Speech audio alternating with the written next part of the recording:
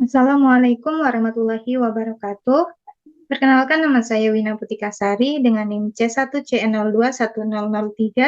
Saya dari kelas R009. Kepada yang terhormat, Bapak Dr. Wirmi Eka Putra, SEMSI, CEQNR, CSRS. Baiklah, di sini saya akan menyampaikan materi perkuliahan yang berjudul Filosofi Riset dalam Bidang Akuntansi Keperilakuan. Yang pertama mengenai pergeseran arah riset. Pada tahun 1970-an, terjadi pergeseran pendekatan dalam riset akuntansi. Alasan yang mendasari pergeseran ini yaitu bahwa pendekatan normatif yang telah berjaya selama 1 dekade tidak dapat menghasilkan teori akuntansi yang siap digunakan dalam praktik sehari-hari.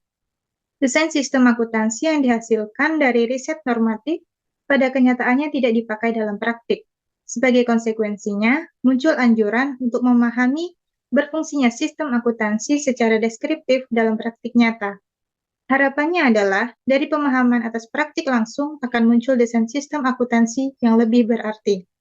Alasan kedua, yang mendasari usaha pemahaman akuntansi secara empiris dan mendalam adalah dengan adanya gerakan dari masyarakat peneliti akuntansi yang menitik beratkan pada pendekatan ekonomi dan perilaku. Selanjutnya mengenai filosofi paradigma metodologi riset. Suatu pengetahuan, knowledge, dibangun berdasarkan asumsi-asumsi tertentu. Menurut Barrell dan Morgan pada tahun 1979, asumsi-asumsi tersebut terdiri dari ontologi, epistemologi, hakikat manusia, dan metodologi.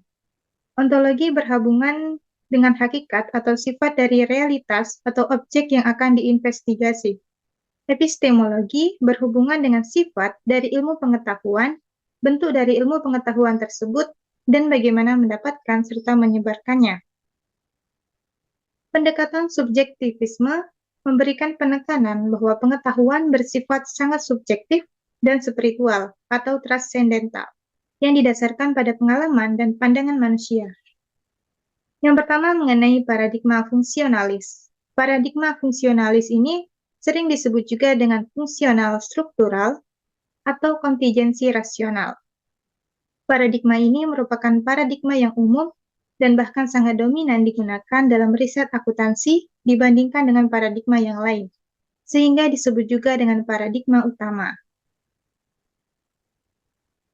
Yang kedua adalah paradigma interpretif.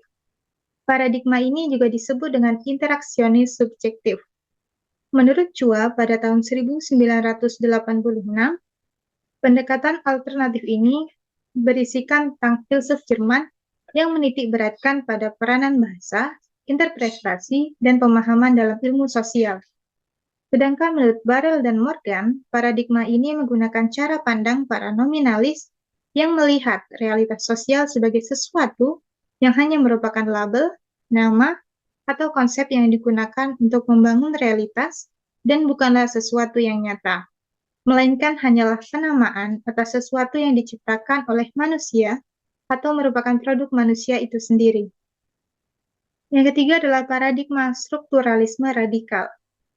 Pendekatan ini memfokuskan pada konflik mendasar sebagai dasar dari produk hubungan kelas dan struktur pengendalian, serta memperlakukan dunia sosial sebagai objek eksternal dan memiliki hubungan terpisah dari manusia tertentu. Selanjutnya adalah paradigma humanis radikal, serta yang terakhir adalah paradigma postmodernisme. Materi selanjutnya yaitu peluang riset akuntansi keperilakuan pada lingkungan akuntansi. Audit, suatu tinjauan atas artikel riset akuntansi keperilakuan selama kurun waktu 1990-1991 menunjukkan penekanan pada kekuatan dalam pembuatan keputusan yang merupakan karakteristik dari sebagian besar riset akuntansi keperilakuan. Penjelasan dari bagian ini berorientasi pada pembuat keputusan dalam audit dan telah memfokuskan riset terakhir pada penilaian dan pembuatan keputusan auditor. Seperti perbedaan penggunaan laporan audit dan meningkatnya perkembangan yang berorientasi kognitif. Akuntansi keuangan. Beberapa publikasi menunjukkan bahwa riset akuntansi keperilakuan dalam bidang akuntansi keuangan jumlahnya terbatas, sehingga sulit untuk diidentifikasikan. Selanjutnya adalah akuntansi manajemen. Riset akuntansi keperilakuan dalam akuntansi manajemen melakukan investigasi atas seluruh variabel lingkungan dan organisasional yang telah diidentifikasi sebelumnya, serta riset yang akan datang diharapkan akan meningkatkan perluasan pengetahuan yang mendasari hubungan dan pengujian dalam konteks yang baru. Sistem informasi akuntansi. Keterbatasan riset akuntansi keperilakuan dalam bidang sistem informasi akuntansi adalah kesulitan untuk membuat generalisasi, meskipun berdasarkan pada studi akuntansi yang lebih awal sekalipun. Riset ini akan lebih berhasil jika difokuskan pada domain spesifik dari variabel-variabel yang unik dalam sistem akuntansi dan konteks keputusan akuntansi, seperti standar profesi dan analis pengecualian. Perpajakan. Riset akuntansi keperilakuan dalam bidang perpajakan telah memfokuskan diri pada kepatuhan dengan melakukan pengujian variabel psikologi dan lingkungan. Bermacam-macam variabel yang diuji seiring dengan hasil campuran menyarankan bahwa perilaku kepatuhan pajak adalah hasil yang kompleks.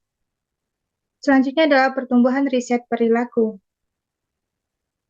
Indikasi penting dari pertumbuhan minat dalam pendekatan perilaku terhadap akuntansi merupakan pengaruh dari paradigma perilaku riset.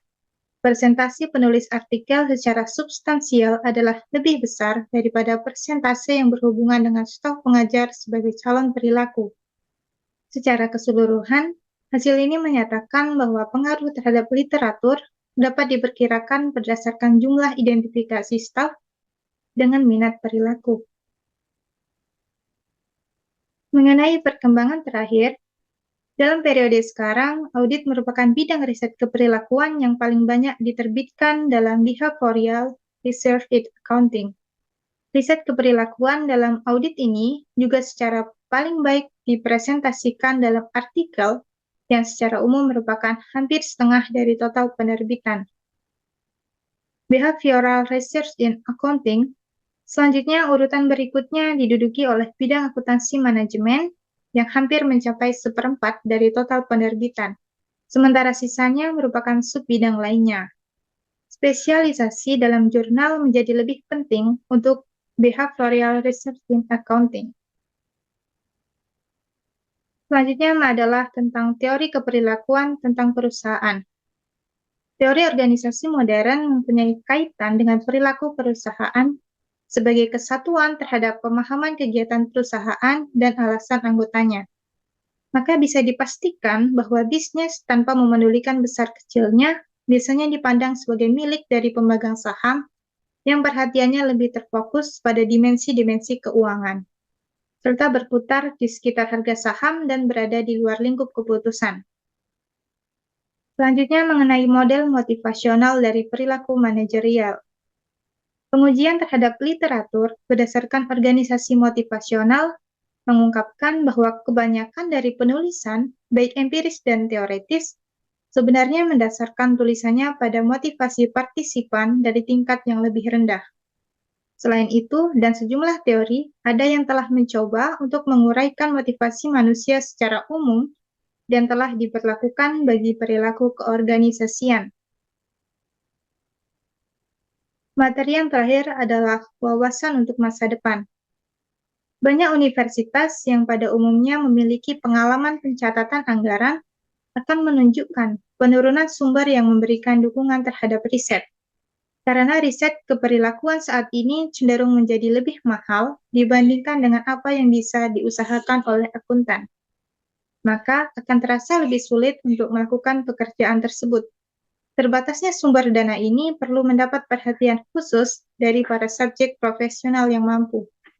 Di samping itu, sikap dan pandangan dari beberapa pengusaha yang mempunyai anggapan kurang positif terhadap kegiatan riset ini juga berpengaruh, karena mereka tidak selalu memiliki pengetahuan yang cukup untuk memahami bahwa kegiatan para praktisi merupakan bagian dari kemampuan aplikasi hasil riset. Baiklah, Materi yang telah saya sampaikan